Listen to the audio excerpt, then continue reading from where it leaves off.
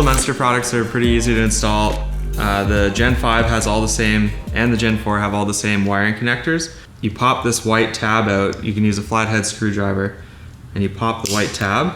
The tab will pop out just slightly, and then you have to pop it one more time to get it right out of the unit. Once it's out, you can use the same flathead screwdriver to independently remove the pins. One thing just to be careful of when you're doing the pins is to take one out at a time.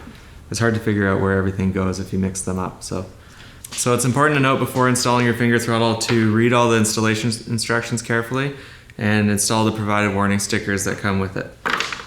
We're going to start by installing the clamp. When routing the cable from the thumb throttle to the finger throttle, it's pretty simple. You just want to bring the throttle cable around the front of the steering post. Try not to kink it while you're doing that, and just make sure there's a nice routing in front of the bar. Also important that you get full steering articulation and there's no hang-ups or pinching of the throttle cable.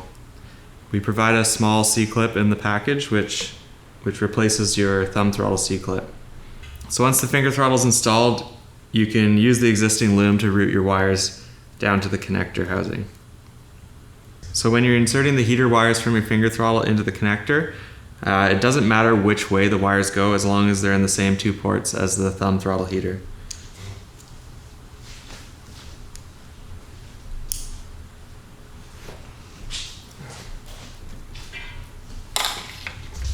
So once you have your finger throttle installed, you can adjust it for rider preference to just hold your hands on the bars without holding onto any controls and just feel where your natural angle of your wrist is. And what you want is when you reach out one finger, you want your finger to be comfortably on the finger throttle at a position where when you pull it, it doesn't conflict with your middle finger or your other fingers. The same can be said for your brake side. You want to adjust your brake so that your brake and your finger throttle are actually on similar angles. So for people with smaller hands or anyone who finds it a little bit too far away of a reach, you can always undo the throttle cable adjustment and you can slack off the throttle cable slightly just to bring it a little bit closer to the handlebar.